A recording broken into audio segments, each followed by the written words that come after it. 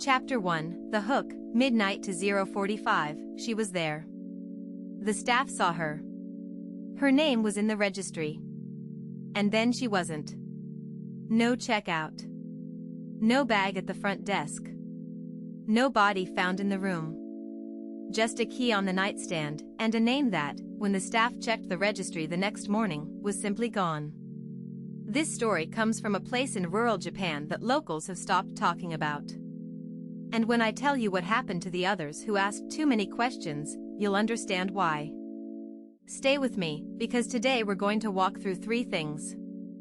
First, the history of this hotel and why it was built where it was built. Second, the specific incidents that locals have documented and then quietly buried. And third, and this is the part that I have not been able to explain, what the last person to investigate this place left behind. Chapter 2, The Place They Built It Anyway, 0:45 to 2:30. In Japan, there is a concept called kekai. It refers to a ritual boundary, a line between the world of the living and whatever is on the other side. For centuries, certain plots of land in Japan were understood to be on the wrong side of that line. Local communities would mark them. Priests would bless them. And then, quietly, everyone would agree not to build there. The hotel we're talking about today was built on exactly one of those plots. The year was sometime in the early Showa period, the decades between the wars when rapid modernization was pushing new construction into places that older generations had deliberately avoided.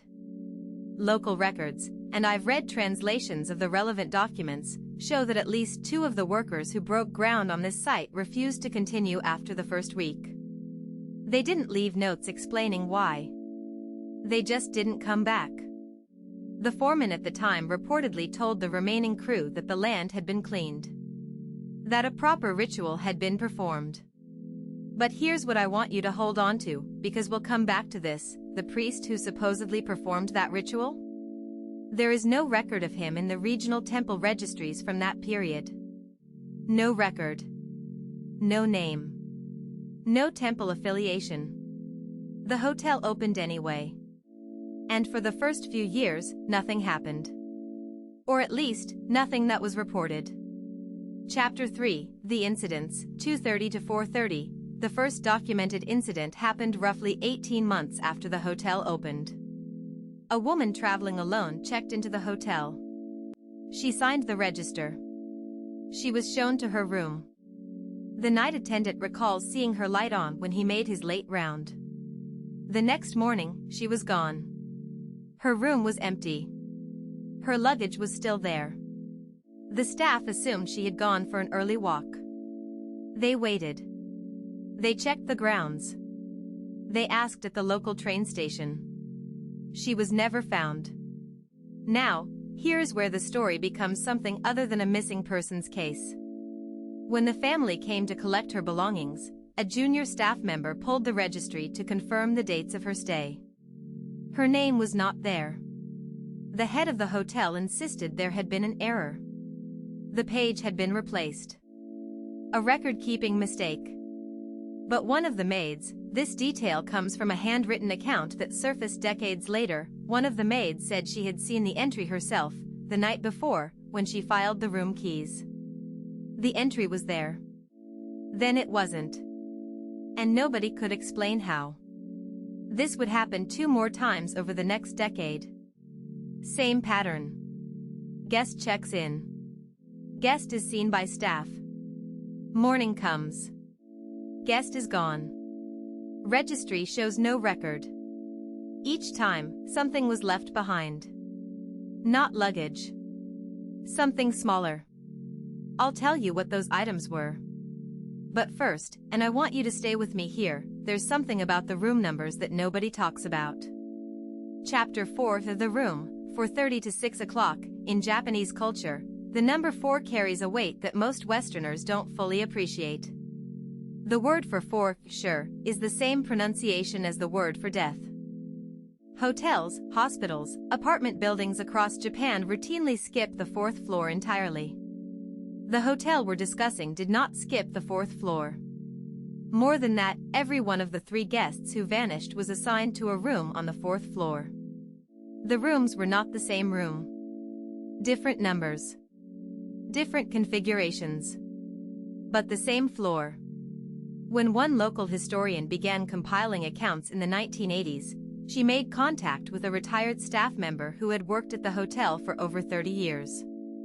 This is where I need you to pay close attention.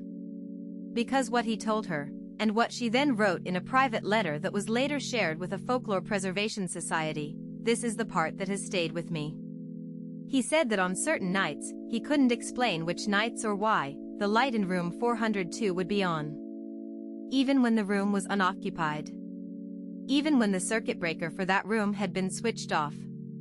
If this is the kind of story you want more of, the ones that stay with you, that you can't quite put down after you've heard them, then take a moment right now and subscribe.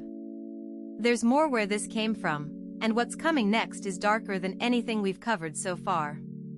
Chapter 5, What They Left Behind, 6 to 8 o'clock, I told you I'd come back to the items. The things that were left in the rooms. The first guest left a folded piece of paper. On it, written in a careful hand, was a list of names. Not her name.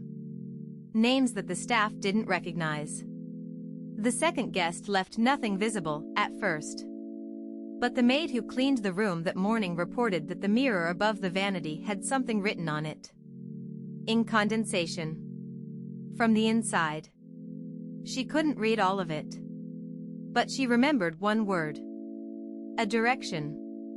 A place name that corresponded to a crossroads about 2 kilometers north of the hotel.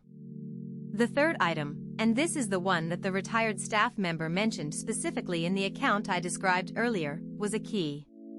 Not a hotel key. A different kind of key. Old. Much older than the hotel itself.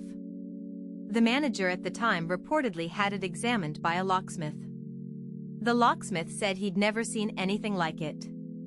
The shape corresponded to no lock he knew of. The manager threw it away.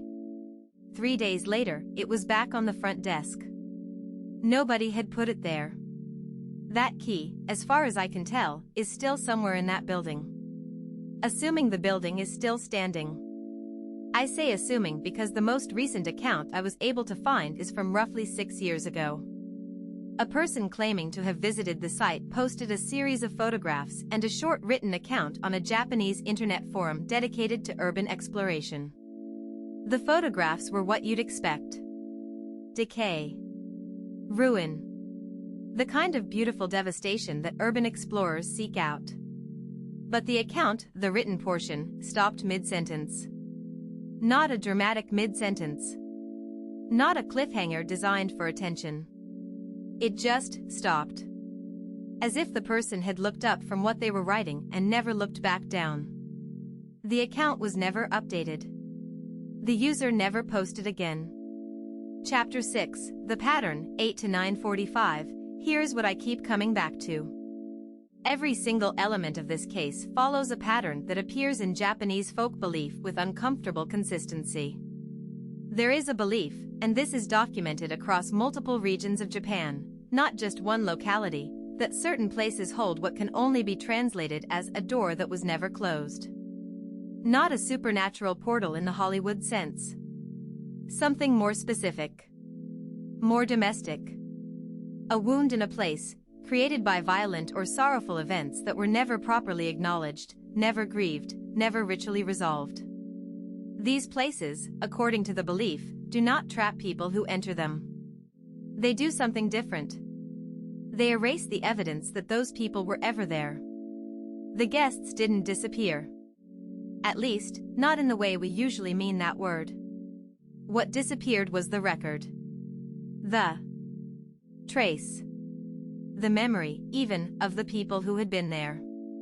And if you follow that belief to its logical end, and I want to be clear, this is folklore, not a claim I'm making about the physical world, if you follow it to its end, the question isn't where those guests went. The question is whether the place has started to forget that you are there. While you're still in it.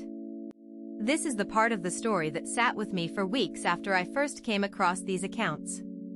Because there's a follow-up question that I couldn't shake. If a place can erase the record of someone who was there, if it can remove a name from a registry, stop a maid from remembering a face, what happens to the people around those guests who do remember? The retired staff member who gave his account to the historian in the 1980s. The maid who saw the writing on the mirror. Both of them, by the time the historian tried to follow up a few years later, had developed what her notes describe as complete and consistent amnesia about the specific events they had described. They didn't deny the events. They simply had no memory of them at all. Chapter 7, Close, 9:45 to 10:45. I don't have a clean ending for you. That's not how these stories work.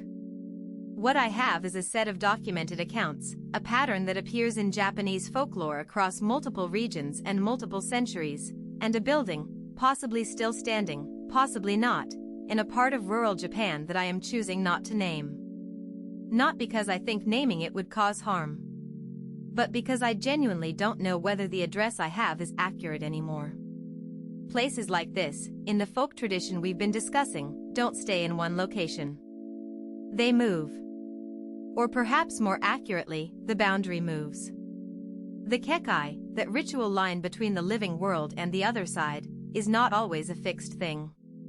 Sometimes it's just the place where someone forgot to close the door. If you're the kind of person who lies awake with questions like these, if this is the darkness you come here for, then subscribe. Hit the bell. Leave me a comment telling me what you want to explore next. Because next time we're going somewhere even older. A location that doesn't appear on any modern map. A place that Japanese cartographers in the Edo period marked with a symbol that, when I had it translated, meant only one thing. Do not look for it. I'll see you there.